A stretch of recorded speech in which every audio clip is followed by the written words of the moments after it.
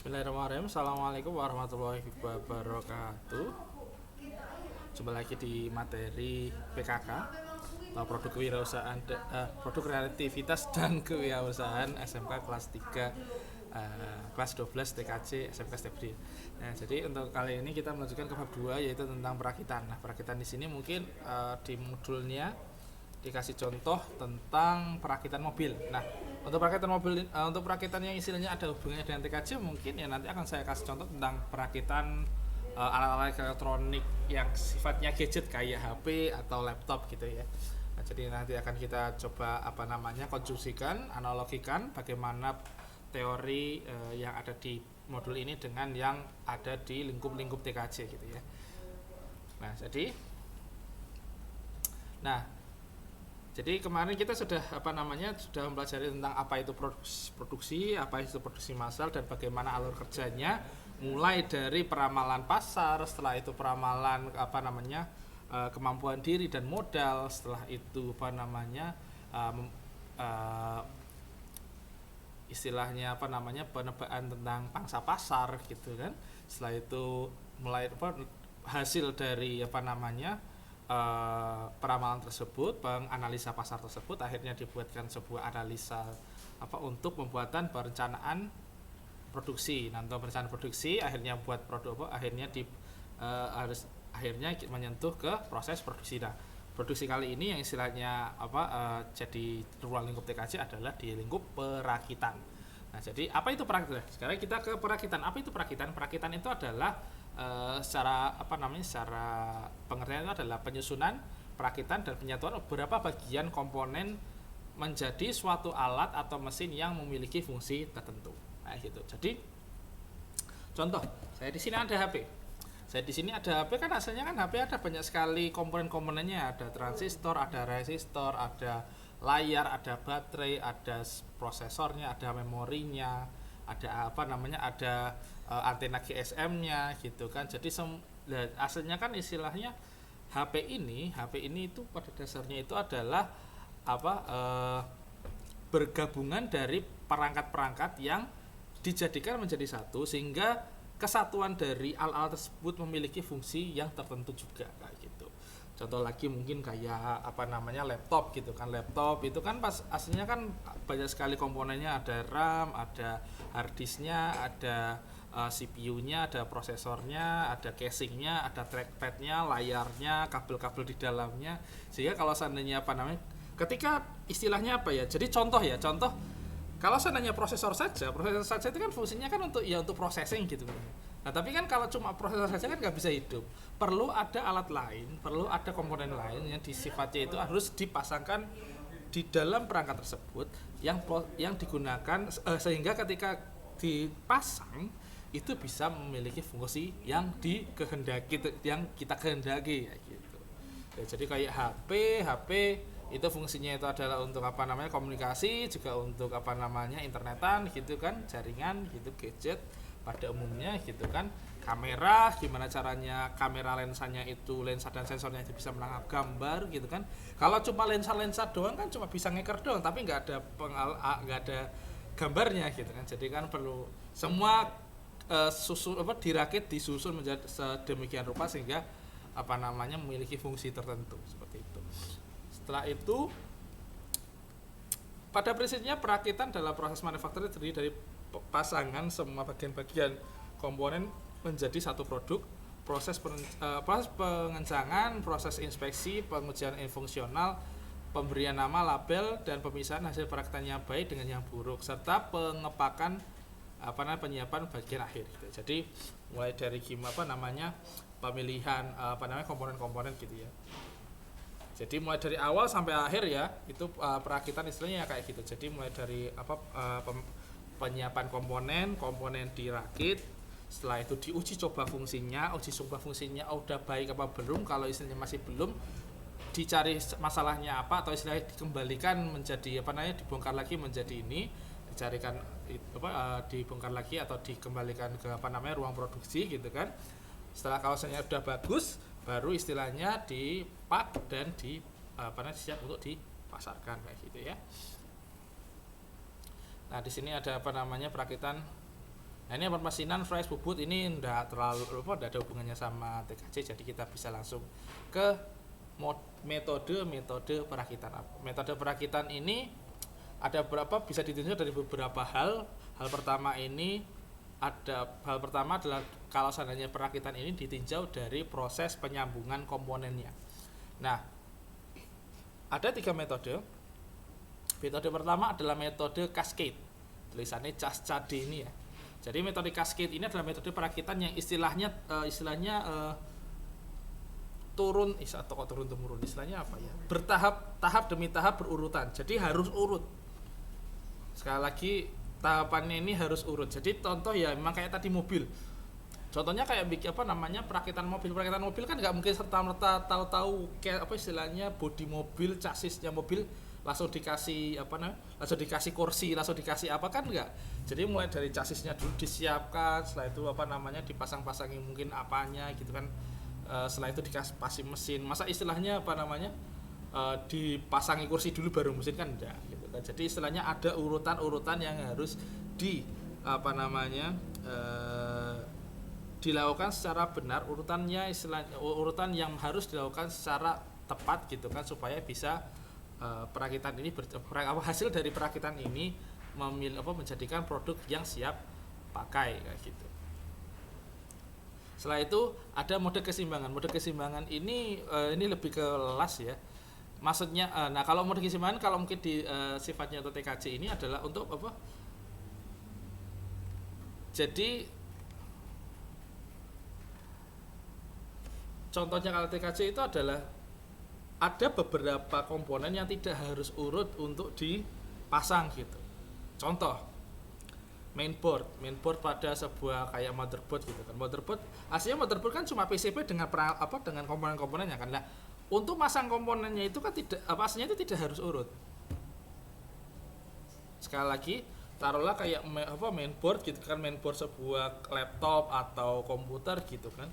Pemasangan komponen-komponennya kayak transistor, transistor, resistor, LED, soket dan lain sebagainya, VRM dan di dalamnya itu tidak harus urut pun nggak apa-apa. Jadi istilahnya cuma kan ada standarisasi dari permesinannya. Jadi kan nyoldernya kan nggak pakai mesin, nyoldernya kan nggak pakai tangan manusia, itu sudah solderannya udah pakai mesin gitu. Jadi istilahnya udah terstandarisasi. Jadi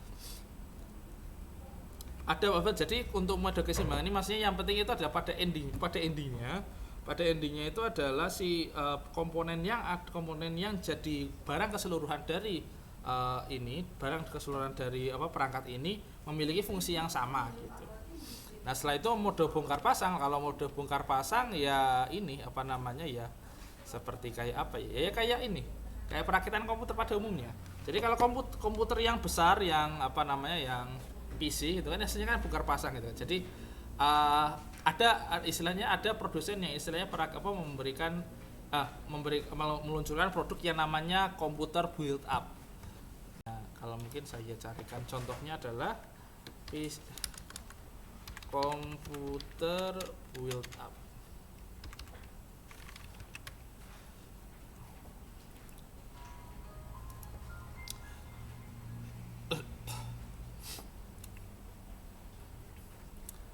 Nah, maksud dari komputer build up ini adalah komputer ini dia itu sudah dalam keadaan dirakit ketika sudah dibeli. Jadi kalau PC kan biasanya kan beli perangkatnya dulu, CPU-nya, motherboard-nya gitu kan. Kalau build up enggak. Jadi sudah beli keadaan sudah terpasang. Cuma karena istilahnya di sini komputer build up itu sama saja seperti PC, kalian bisa istilahnya bongkar pasang, bahwa istilahnya dibongkar pasang dan menambah nambah RAM, nambah hard disk itu bisa. Nah, gitu. Itulah kenapa disebut dengan metode bongkar pasang tadi ya. Jadi ada beberapa istilahnya, kalau pengen mengganti RAM-nya atau mengganti hard disk-nya itu bisa. Itu adalah masuk dari metode dari bongkar pasang. Setelah itu kalau seandainya metode perakitan ditinjau dari sifat komponennya, itu adalah metode perakitannya dapat ditukar-tukar, metode perakitan pilihan, dan perakitan secara individual. Nah, dari sifat komponennya, jadi gini, pertama, metode perakitannya dapat ditukar-tukar. Ini maksudnya ini adalah kalau taruhlah seandainya ini kalau sebuah perangkat ini memiliki istilahnya taruhlah saya memiliki 2 HP, taruhlah ini HP gitu ya. Taruhlah botol ini HP gitu. Jadi antara HP saya ini dan HP ini gitu kan memiliki perangkat yang istilahnya sama aja. Contoh RAM, contoh internal memori, contoh lagi kayak kamera, contoh lagi kayak ya layar lah istilahnya. Jadi layarnya ini sama layar ini sama aja. Meskipun beda jenis HP-nya, beda mereknya. Itu adalah metode perakitan yang dapat ditukar-tukar. Contohnya istilahnya juga keseringan itu juga contohnya kayak gini, kayak sepeda motor gitu. Kayak sepeda motor Honda, contohnya kayak Honda PGM FI, itu bisa dibilang motor Honda PGM FI punyanya taruhlah Vario tahun berapa dengan tahun berapa, istilahnya kan hampir gak jauh beda. Bahkan untuk motor-motor yang istilahnya keluaran lama, itu mesin antara mesin taruhlah kayak Supra sama Astrea itu sama.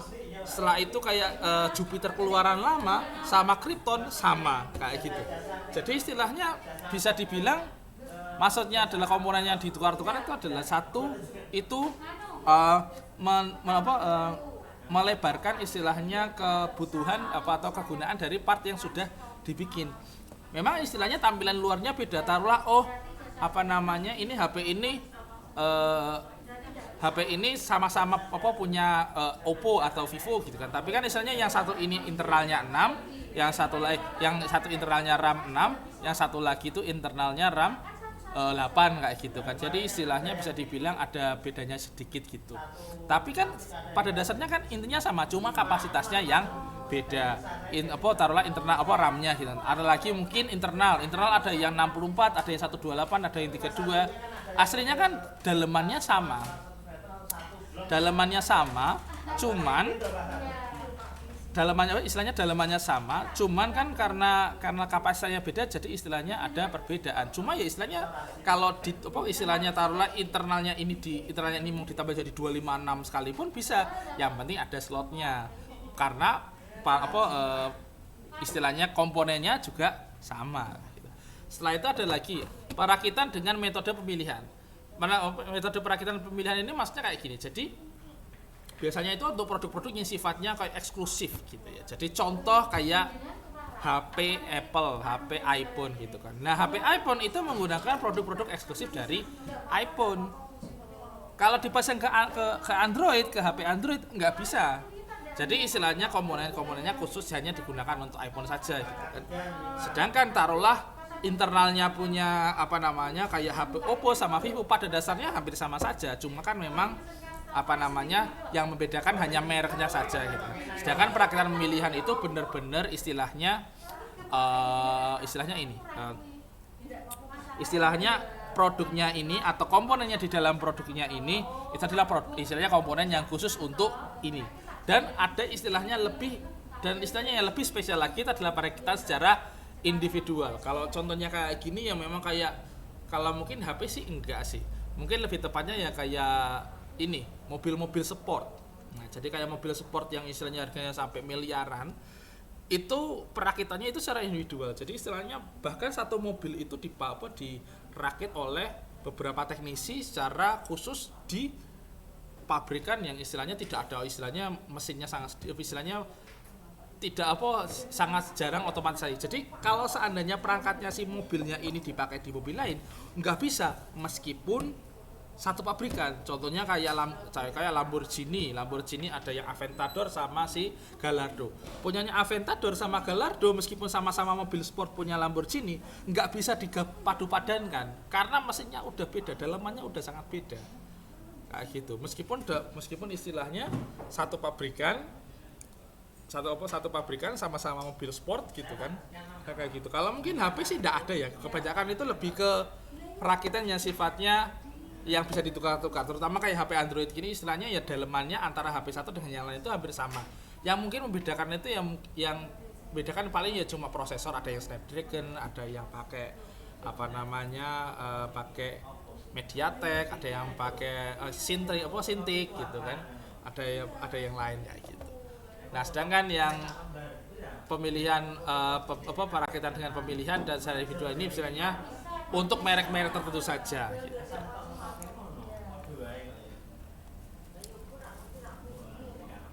Oke. Oke, selanjutnya untuk perakitan lanjutannya ini adalah untuk sistem perakitan dan keseimbangan lintasan. Nah, ini maksudnya lintasan ini adalah lintasan kerjanya si perakitan tadi. Jadi kan istilahnya kan untuk istilahnya apa ya? Assembly line. Kalau bahasa lainnya, assembly line itu adalah istilahnya kayak garis gitu kan. Biasanya itu kayak conveyor belt itu. Jadi istilahnya setiap orang itu punya fungsinya apa, istilahnya punya fungsi masing-masing. Contohnya kayak mungkin kayak gini ya. Saya carikan videonya lah. Assembly.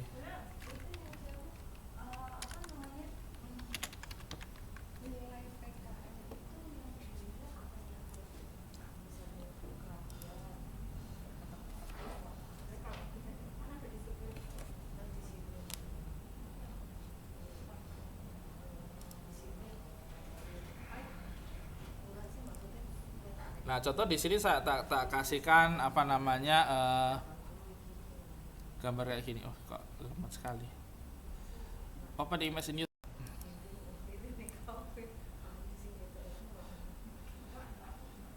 Nah, contoh di sini ini adalah contoh dari assembly line-nya. Maksudnya assembly line ini adalah apa namanya bentuknya emang kayak coverable kayak ini.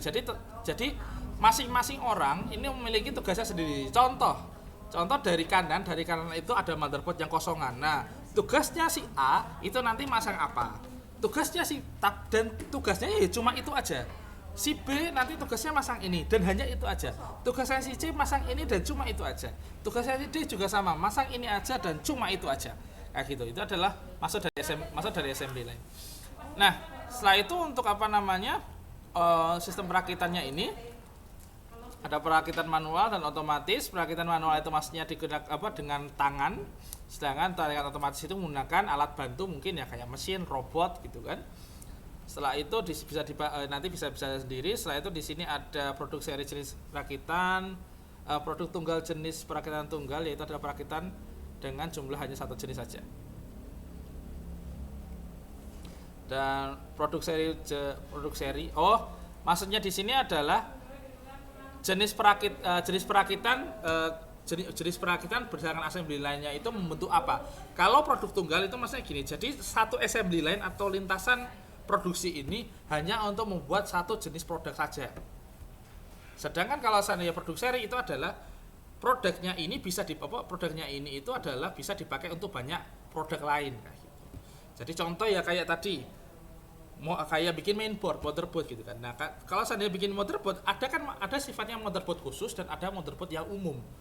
Motherboard khusus itu ya kayak motherboard yang untuk laptop, untuk apa namanya server, itu kan motherboardnya khusus ya. Tapi untuk istilahnya assembly line untuk produk yang sifatnya seri ya kayak motherboard umum pada umumnya. Jadi istilahnya sama, satu dengan yang lainnya sama dan bisa digunakan bisa secara bergantian gitu. Setelah itu untuk keseimbangan lintasan. Ini adalah untuk apa namanya tadi ya assembly line, elemen kerjanya itu yaitu bagian dari keseluruhan pekerjaan proses perakitan. Elemen kerja minimum yaitu adalah bagian terkecil.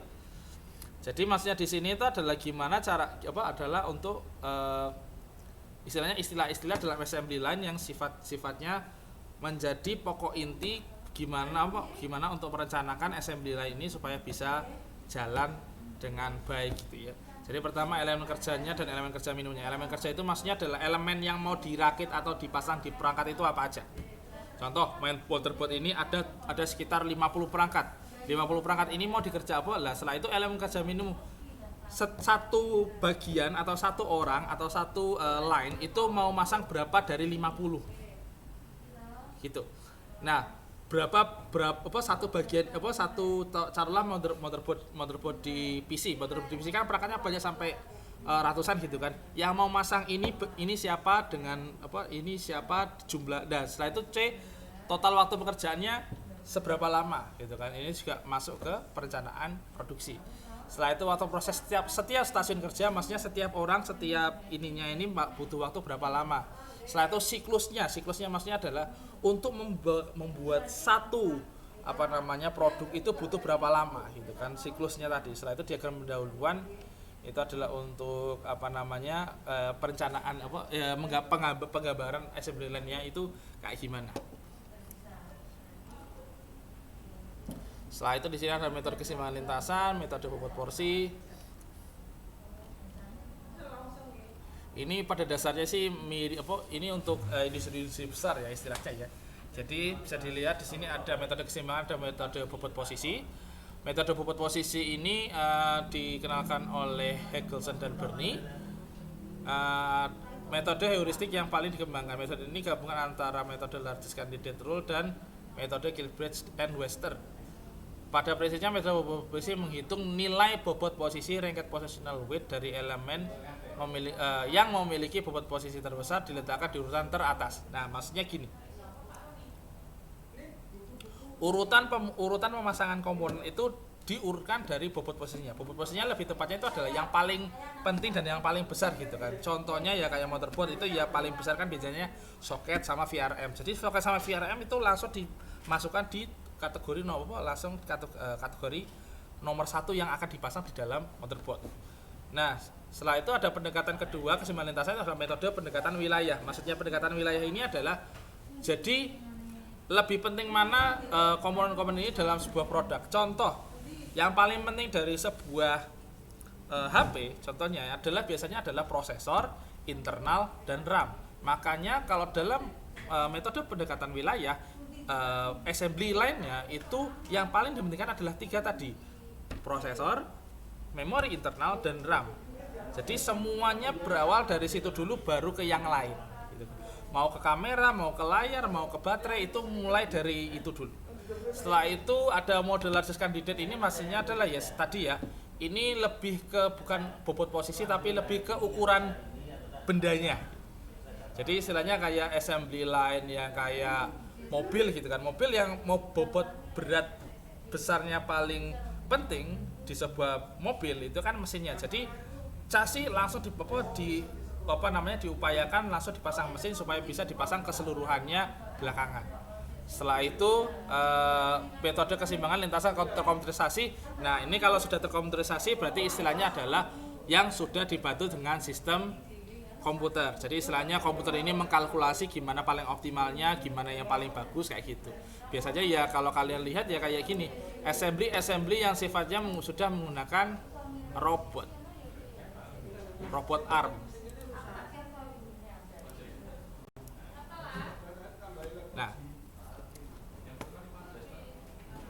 Nah kayak gini istilahnya adalah contoh dari assembly line yang sudah tidak menggunakan manusia lagi tapi menggunakan line. Wah, berarti ini Pak, semakin lama pekerjaan manusia direbut sama robot, Pak. Ya emang kayak gitu. Ya emang mau gimana lagi. Itulah kenapa Itulah kenapa istilahnya memang kita sebagai TKJ lebih tepatnya itu dirancang untuk menjadi seorang engineer atau pembuat. Jadi bukan hanya pekerja gitu. Jadi kalian bisa menjadi